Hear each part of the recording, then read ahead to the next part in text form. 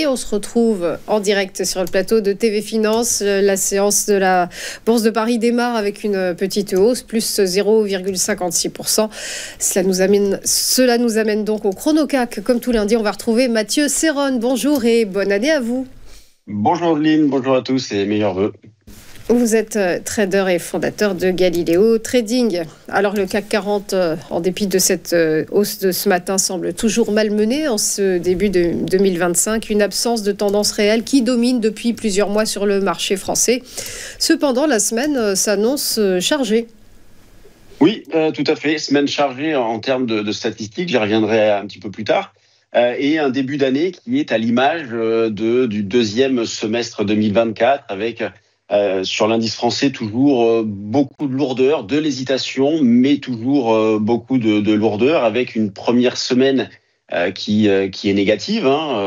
Donc, bon, moins 1%, c'est pas non plus bien méchant. Moins 1%, c'est même moins 2%, c'est la performance d'ailleurs du CAC sur l'année 2024. Quand on y intègre les dividendes, on est tout juste positif autour de 1%, avec toujours en toile de fond les mêmes sources d'inquiétude, les mêmes sujets, la situation politique qui conduit à une instabilité budgétaire qui préoccupe, la croissance chinoise en berne, on l'a encore vu vendredi dernier avec des chiffres pas très reluisants qui ont eu un impact immédiat sur les valeurs du luxe avec des baisses fortes, notamment sur Kering, quasiment une baisse de 5%, LVMH 3,80 de baisse, Hermès 2,80. La guerre en Ukraine qui s'est également enlisée. Donc tout ça fait que sur l'indice français, on a une chape de plomb au-dessus de la tête. En revanche, ce qu'il est intéressant de remarquer, c'est que sur les petites capitalisations, il y a une activité, je vous en parlais déjà en fin d'année dernière, on a toujours une activité qui reste intéressante, signe que le moral n'est pas non plus trop affecté, toujours affaire à suivre bien évidemment. Mais quand on regarde par exemple... Oui, vous avez le CAC 40, mais vous avez également des dérivés avec le CAC Small, par exemple, avec donc indice représentant les petites capitalisations françaises. Quand on regarde son parcours ces dernières semaines, c'est pas mal. Sur les 2-3 dernières semaines, il a rebondi de 5% contre 1% sur le CAC 40. Donc, c'est à mettre dans la colonne des indications positives. Dans le contexte actuel et stratégiquement, comment aborder cette phase-là ?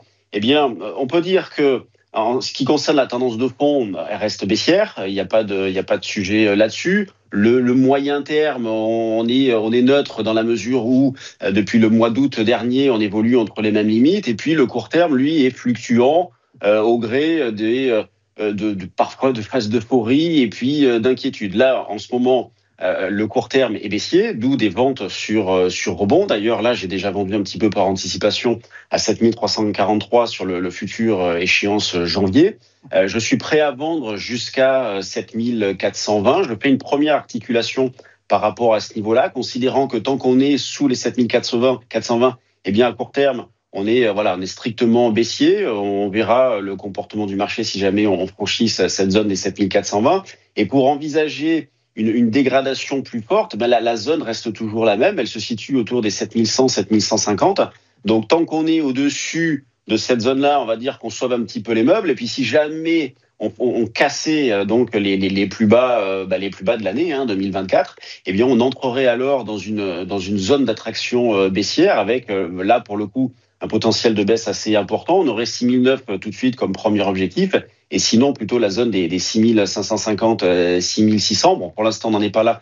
Nous aurons l'occasion dans les prochaines semaines, si jamais nous avons cette rupture-là, d'en parler.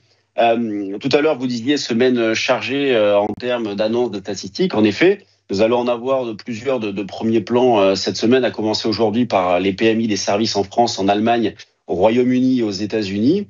Demain, nous aurons les chiffres d'inflation de la zone euro et vendredi, les chiffres de l'emploi aux États-Unis. Donc tout ça va être extrêmement important en vue notamment des baisses de taux à venir. En ce qui concerne la BCE, la Fed, les attentes sont toujours très importantes.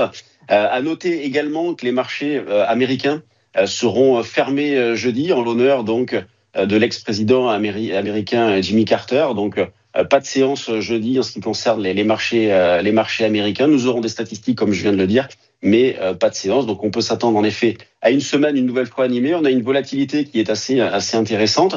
Et justement, pour faire un petit point option, la volatilité implicite, elle, étant assez basse, vous voyez, sur le VIX aux États-Unis autour des 16, eh bien moi, ce que je fais, par exemple, sur le CAC 40, lorsqu'on revient dans la zone autour des 7150, eh bien je profite de ces replis-là pour acheter des calls, pour profiter de rebonds, considérant que sur le fond, l'hésitation devrait toujours rester extrêmement forte.